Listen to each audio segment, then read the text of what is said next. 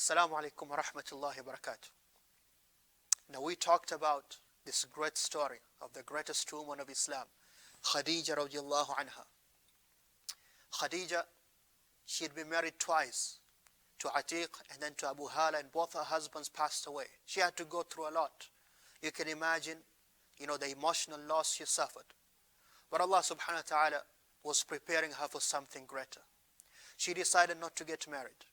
She had decided not to get married again. She focused on her two children, Hind, her daughter, and Hind, her son. She was a great businesswoman.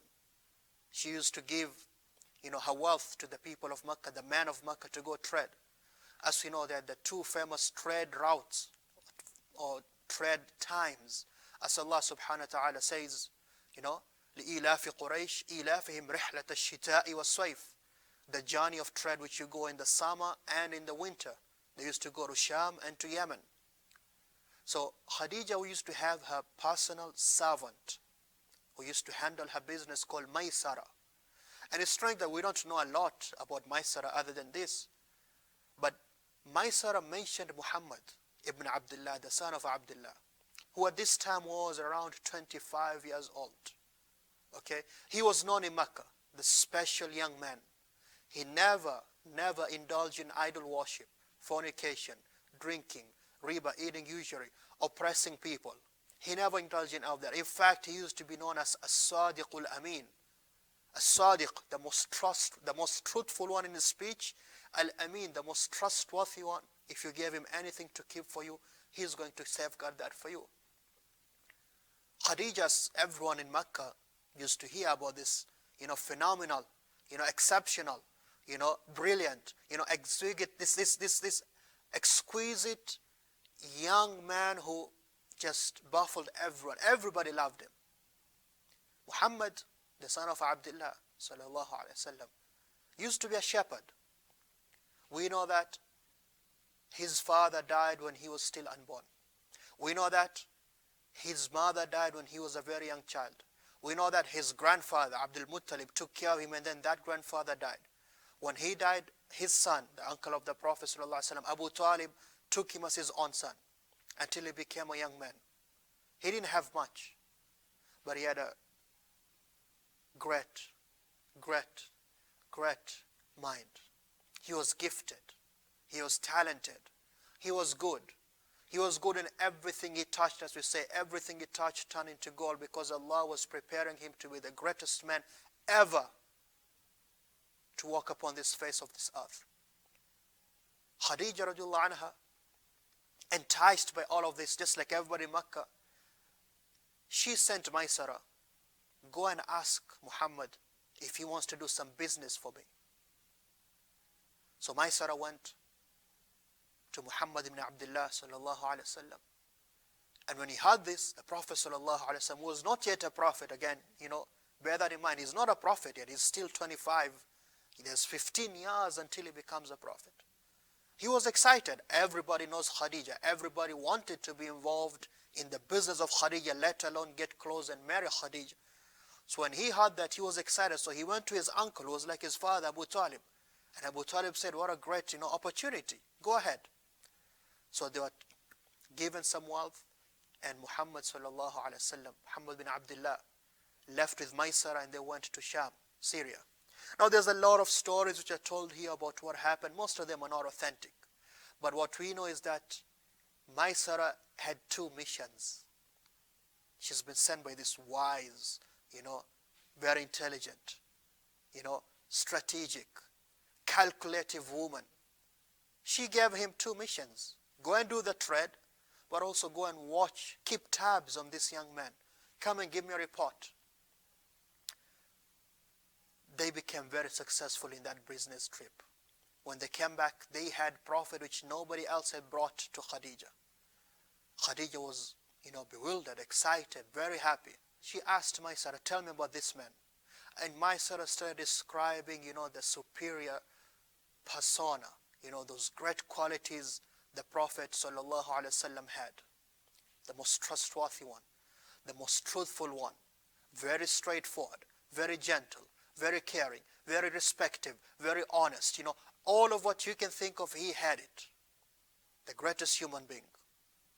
When Khadijah saw this, great personality and great in business, that is when she thought of getting married. Khadijah had her best friend, what you call today, BFF, best friend forever kind of thing. This is a woman called Nafisa. Okay, Nafisa ibn Munya, if I'm not wrong, that's her name. She was very close to Khadijah. She noticed, the kind of what you can call leaning which Khadijah now had towards Muhammad. So she said to her, why don't you get married to Muhammad? It's been a long time since you've been married. You have 2 children. You're successful. Every man on this planet would want to get married to you. So Nafisa said, that's on me. Leave it on me. I got you, as we say today. She left and she went to visit the Prophet ﷺ, who had just come back from this successful business trip. He had a little money on him. And she says, Ya Muhammad, why don't you think of getting married? Young man of 25 years old, remember. Why don't you think of getting married? And he said, to who? I don't even have enough wealth to get married. She says to him, وَلَوْ دُعِيتَ إِلَى جَمَالٍ وَحَسَبٍ وَنَسَبٍ Allah. What if you're called to true beauty?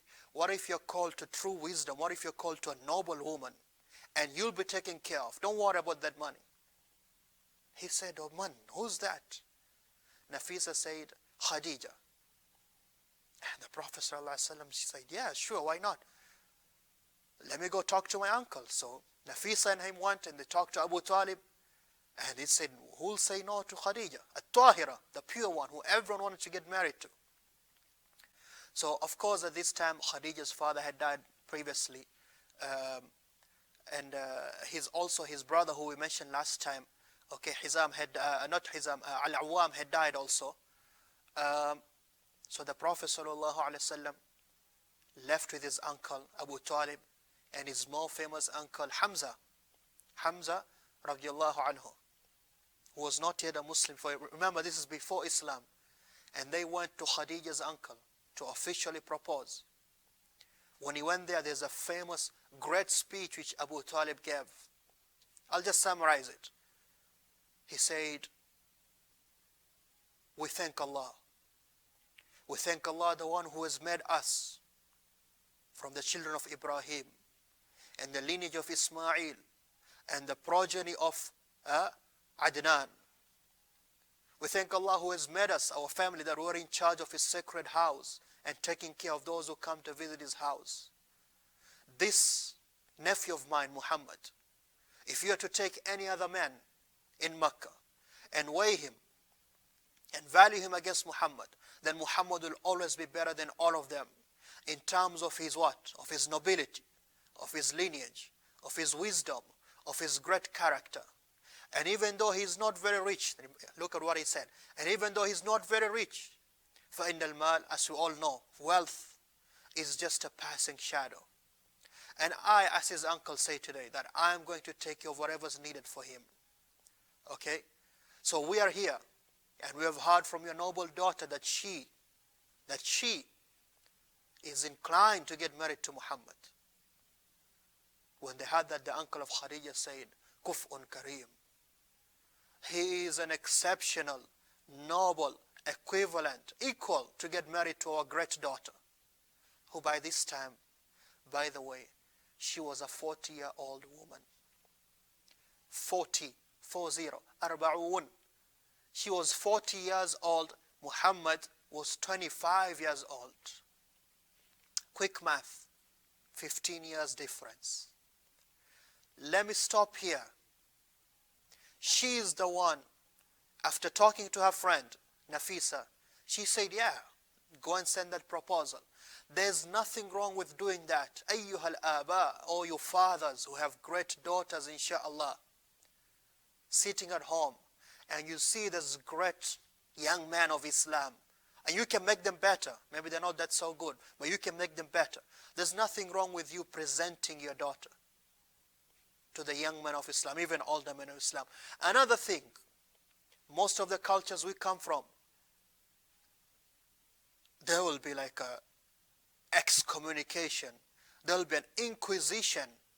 You know, you'll be cut into pieces. What? You want to get married to a 40-year-old woman? Are you crazy? You want to get married to a woman who has 2 children already? They are almost 10 years old or above that? That is what we would say today. But that is not Islam. That is not Islam. Allah shows us through His Prophet that no. What is more valued is how good that person is. At-taqwa and husnul khuluq. How pious, how God-fearing they are, and how great of character and manners they have. Those are the 2 qualities. Another thing we point here is how Khadijah radiallahu anha, did not go out by herself and say, you know what, yeah, let me, nah. She sent someone. Manners, manners, there's values. And the Prophet sallallahu alaihi wasallam, as a young man, he had to keep it real. He said, yeah, I want to get married, but I don't have that money of getting married. And he was told, what if don't worry about that. Which shows you, and we're going to mention this again, that if the woman decides that she's the one who's going to take care of her husband to a level, he's helping himself and she's helping him. Nothing wrong with that, because the greatest woman did that with the greatest man. Anyway, they got married. They got married in Mecca. And Khadijah, by the way, she used to have one of the greatest houses in Mecca. Not in terms of size and whatever, no. In terms of positioning next to the Kaaba. They got married when he was 25 years old, sallallahu alaihi wasallam. And she was 40 years old. She was 40 years old. They got married, and she brought with her 2 children. Hind, Hind, the daughter of Atiq from her first husband, Khadijah, and Hind, the son of Abu Hala from her second husband. And the Prophet ﷺ started his life. A house built on pure, true, complete love. A house built on these great values. You can just imagine that. And this woman took care of this man. And this man took care of this woman for 15 years. As she saw how exceptional he was. And he saw how exceptional he is.